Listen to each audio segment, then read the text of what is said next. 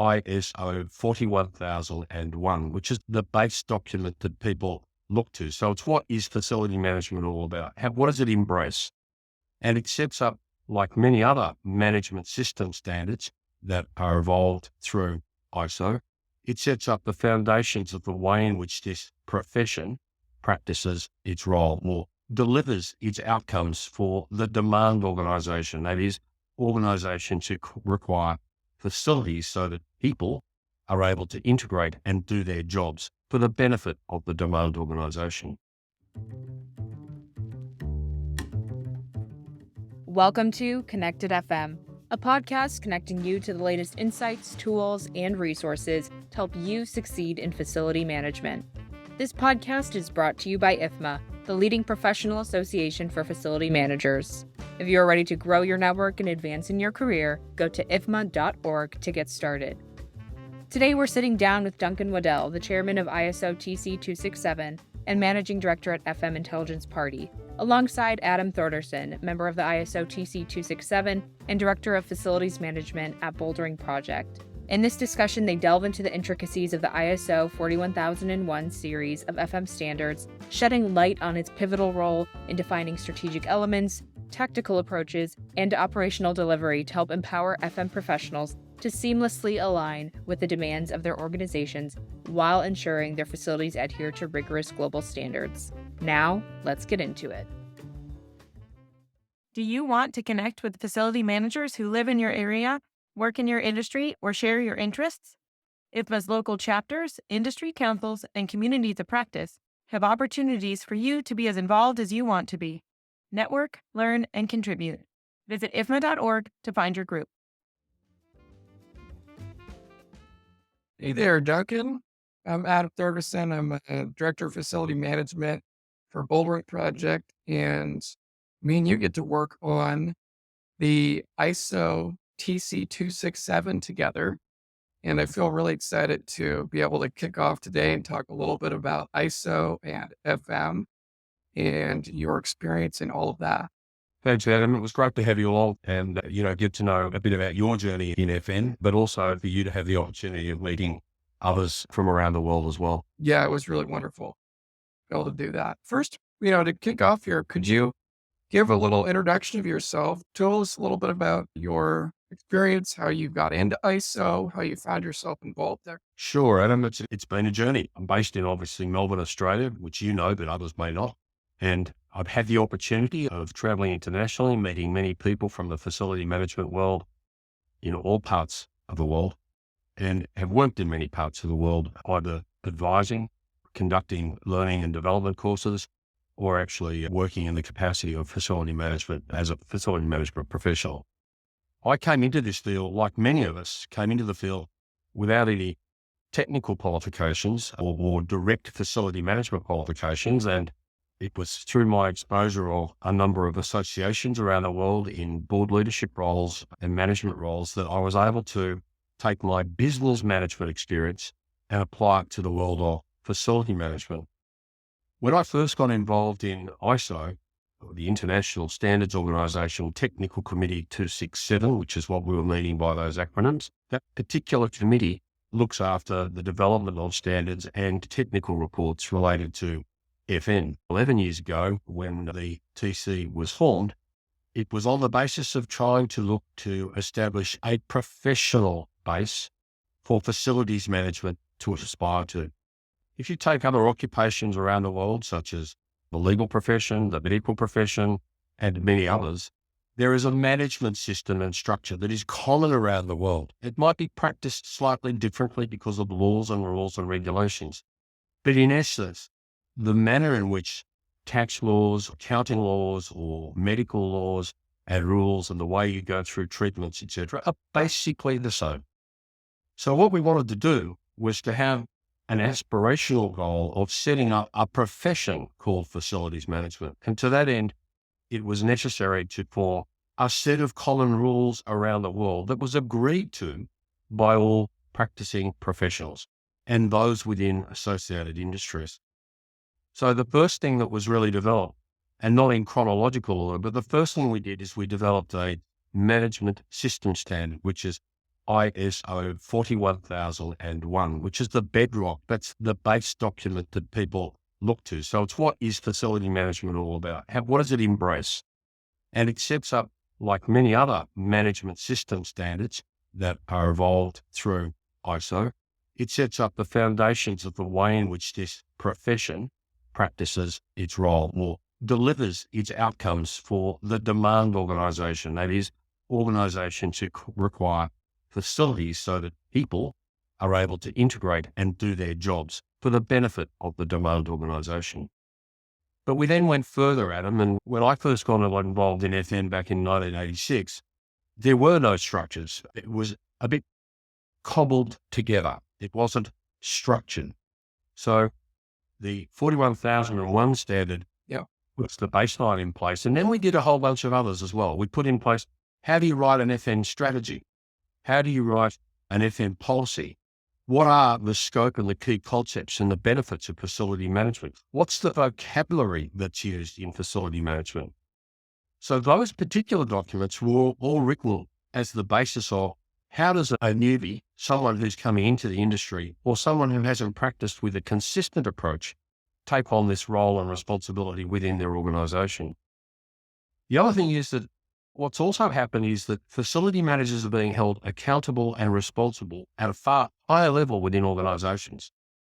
So right through to board level and C-suite level, there's a requirement for the facility manager to actively engage and take responsibility for things such as occupational health and safety, risk management when it comes to the built environment, and other such areas.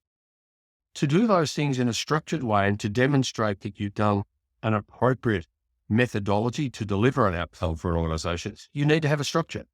And basically the standards provide the basis for moving forward for someone who's coming into this field either as a new person or, if they've been practicing in the past, to bring it in line with a consistent, internationally accepted way of doing business. And I do consider that the management of facilities is a way of doing business. It's not just the regular sorts of things that we commonly just think that facility management is related to.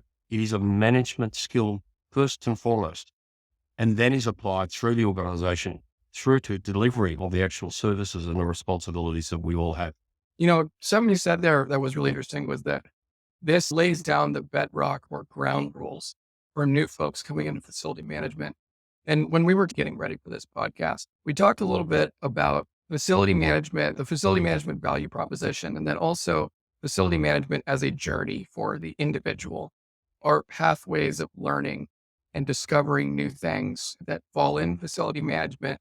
And I mean, 11 core competencies, there's a lot to learn, right? And it takes a lifetime to learn it all. And how does ISO 41000 series support that journey specifically for the individual FM and then also for the organization? Yeah, good question, Adam. I mean, there's probably a number of ways to view this. I mean, facility management, as you and I have talked about, sets at three levels within a management structure. There's a strategy that's developed. There's a tactical element that must be understood about how to get something done. And then there's the operational delivery side of things. So there's a pretty structured approach to it. And what 41001 does is it sets out at each of those management levels, what are the key things that need to be looked at? What are the key things that need to be considered? So it takes someone, the standards take someone on a journey. They take them on a learning journey. And that learning journey is about, well, what do I need to think about as this relates to the demand organisation at a board level and at shareholder level and at an employee level? How does this relate to getting something actually done, and what's the structure I need to put in place to deliver something? And then it's about how do you get it done itself. So just get on with it and do it. And as a consequence, it's a matter of those things dovetailing into one another so that the journey can be a seamless one, not only for the facility management capacity, but also for those receiving and getting the benefits of a sound facility management approach.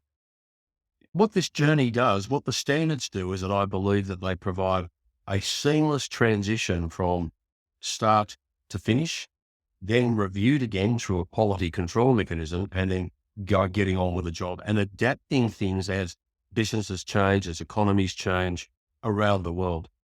So the journey that we also talk about, Adam, is not only related to how we do our work and the journey that we need to go through, but it's also how do we deal with things around the world in the evolution of facility management. So that's a journey in its own right. So if we start to look at even the journey that we've come through since 2020 with the pandemic impacting the globe, it's changed a lot of things, and facility managers in many circumstances were responsible for overseeing elements related to people and the built environment and how they should structure things in such a way to still, one, maintain the value of the built environment that was needing to be managed in the short and medium term, as much as working with the organisation so that as best it could still operate. And then finally, but not least, is the protection and the safety of people, not only directly impacted by the built environment, but those who are indirectly impacted, such as contractors, third parties and the like, who are engaged in the built environment as well. So if you think about where we've come from, and if I think about my career coming from industrial manufacturing into the facilities world in 86, the journey since 1986 to 2023 is significant. Lots of things have changed. The way we communicate with one another, respect for one another, I think, has dramatically changed, and recognition of what needs to happen. And how does the built environment play a role in supporting organisations and the value propositions they're looking for? Right down through to the things that are massively being changed today through technology, data and digitisation, as well as sustainability, which is clearly at the forefront most organisations' minds at this point in time. Not only organisations, but government as well. Yeah. So these standards have a major impact, not only at a commercial level through corporate delivery, but also through the way in which policies are set out and laid out via governments. What are the rules of input? How best do we achieve things that governments aspire to achieve as well? Yeah, absolutely. In my own experience, creating a facility management program for a company, the ISO 41000 standards give me something to reference against, right? It gives me a set of, all right, am I on track? Am I missing any major boxes? Do I need to reallocate resources because this is a pretty extreme example, but because I haven't created a health and safety system for my company or so on and so forth. It really helps me track along a consistent path that I know is vetted by an international committee of professionals that know their stuff. And the other thing you said that was interesting here is you talked a little bit about environment and technology. What are some of the new standards that the group is working on? Can you speak a little bit about them and how they partner with kind of the buzzword topics of ESG and technology? Yeah, good question. It's funny the way corporate buzz language ends up becoming a bit of a driver and a requirement back to the facility management world. One of the reasons for that is that facility managers are obviously the ones who are responsible for delivering change within an organisation. And when it comes to sustainability, when it comes to uplifting the use of technology and the like, we need to somehow look, how do we incorporate these things within the way in which facility managers work? So one of the big drivers behind sustainability are the United Nations Sustainability Development Goals, generally referred to as the UN SDGs. And ISO is committed to supporting the UN SDGs.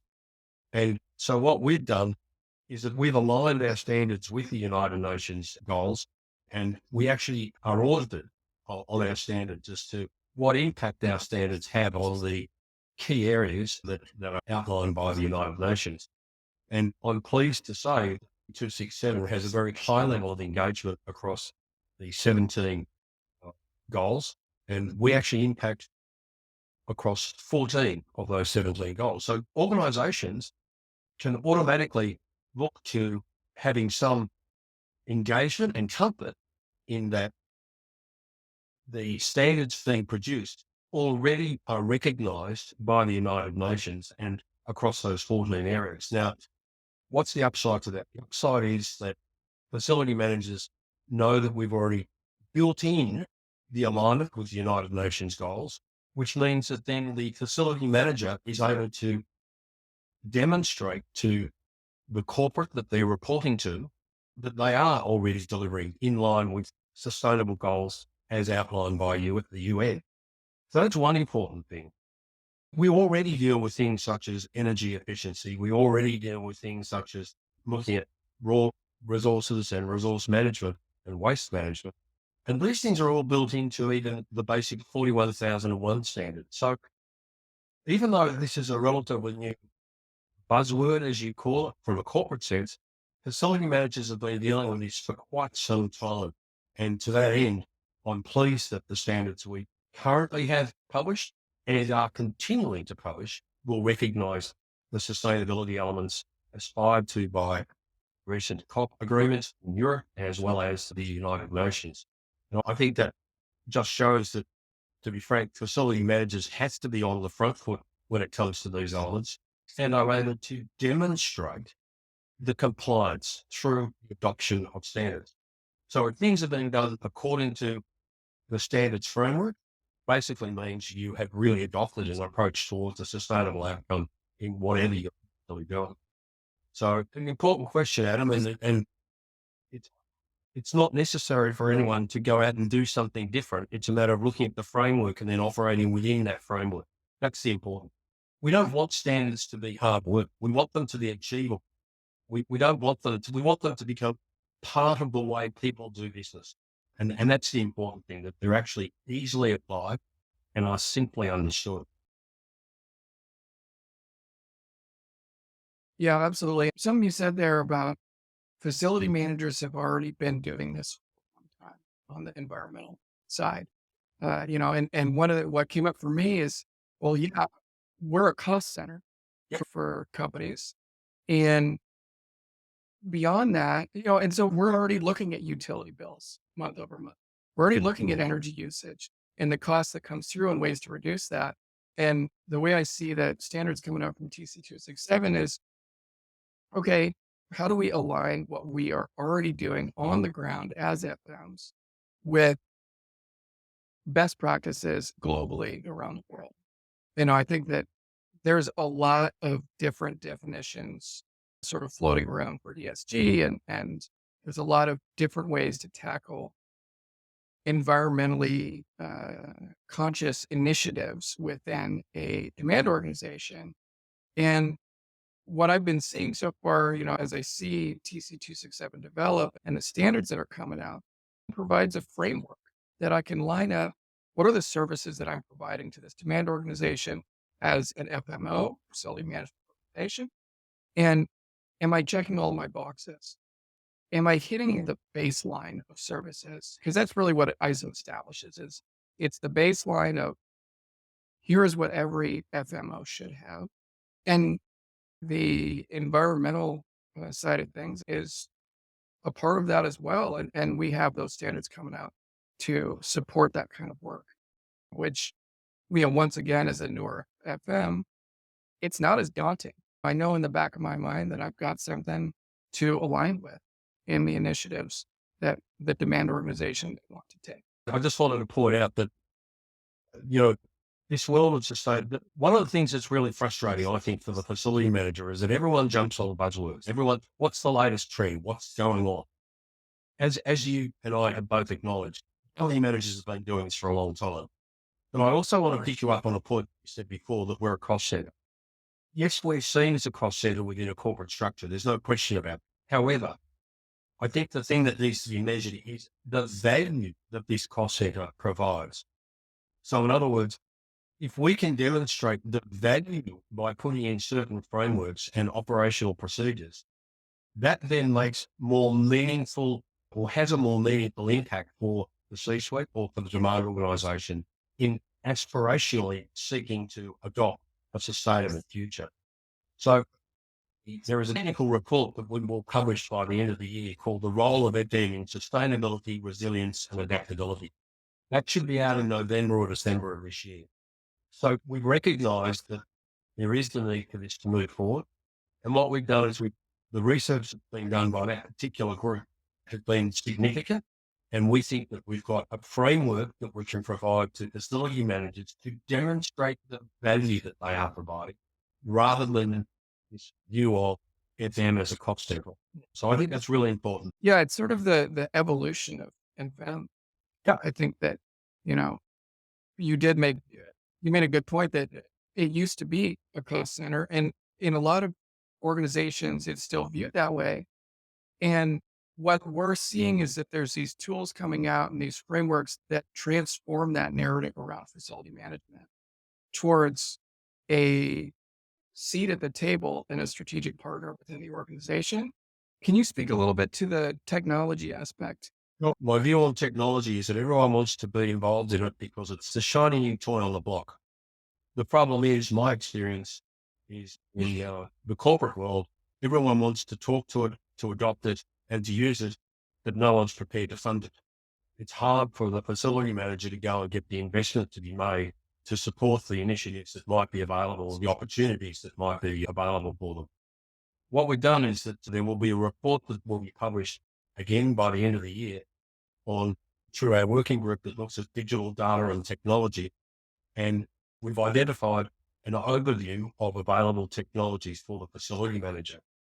And we talk about things such as, what is the definition of technology as it relates to facility management? What are the golden thread initiatives? The asset and facility management application. What's the interfacing requirements? What's the optimization of systems that can occur? And what are the FM technology drivers? Leave aside the corporate technology platform. What is the FM technology drivers? And, it's getting to the stage, Adam, where we won't have a building information model. We'll actually end up with a facility management information model, because this whole area that we're involved in is about the combination of people and the built environment. So we've got to look at embracing both those areas, and it's significant in its complexity. However, there are systems there to make it easier for us to deliver an outcome. So we recognize that. So the first step in the water for us, this first toe in the water for us, is this overview document, which will be out by the end of the year. And then there's a view that we will move on to further exploration of new standards as related to technology and facility management. Absolutely. And I'm a part of that working group 8 that is working on that technical report. Yeah. And, personally, my experience has been that, like you said, in the corporate world, it is difficult to sometimes get buy-in. And also on the same side on the other side of the coin, starting wherever makes the most sense for your demand organization is the perfect place to start. Like starting small, starting with those initiatives, starting somewhere. And I've found, just in my personal experience, is that, if I start somewhere with a low buy-in, high return technology, I can get a proven kind of track record and use case for technology implementation, and further bought in stakeholders and more support on the corporate and from that executive suite. And I can snowball those initiatives into larger and larger kind of technological initiatives across the organization. And it's sort of takes starting where I'm at, right? It takes starting with something small and achievable. We're going to run out of time here pretty soon here, but I did want to wrap up or talk here with a question for you, Duncan. I've only got about 6 years in the profession. I'm both feet in. I'm, completely submerged in FM at this point. And if you were going to talk to a service provider in the industry, what would you tell them to get them interested in ISO, to throw their hat in the ring, to be a part of?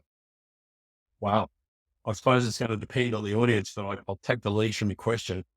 What would I tell them? I tell them that if they want to have a satisfying engagement, an engagement where value can be provided to the end user and it's demonstrable, and as a consequence, they have the opportunity of a commercial return, I'd be saying to a third party, you need to get involved.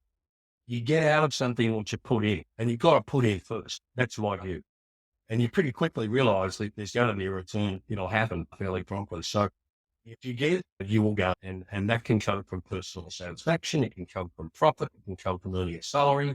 It can come from working with others and mentoring them and helping them understand how to do a better job, bringing new people in to the industry and the profession. And it can also help people identify what the journey is up ahead at. I mean, what's facility management going to look like in 5 years' time and 10 years' time? How are we going to use AI to do the work that's been done today? What are the 50% of the new jobs that will emerge in the next 5 years that don't exist today for the facility manager? What are the tasks that will become automated, completely automated, machine reading, all those sorts of elements? And the only way to participate in it and find out is to be involved with people from around the world with a like mind and jumping on board. And the way that can happen is through your own association, through your chapter. It can happen through the international standards community. So there's many ways to participate, but you've got to be willing to put in to get out and to get involved and become such a great deal of personal satisfaction, in my opinion. But it also means that you're helping a profession for the future. And I think that leaves a lasting legacy for the world and the management of facilities in general. Absolutely. I couldn't agree more, Duncan. Well, it's been great chatting with you. Thank you so much for the time. It's always a delight, and you bring a fresh approach and a fresh view. And the future of FM belongs to you more so than me, because you're a younger member joining the profession, and it's great to have you involved at the ISO table. And I look forward to seeing you again soon at our next working group meetings. Thank you. Look forward to seeing you too, Duncan. Thank you so much for listening. I hope you really enjoyed this episode. And as always, please don't forget to rate, review, and subscribe to the podcast for more incredible content.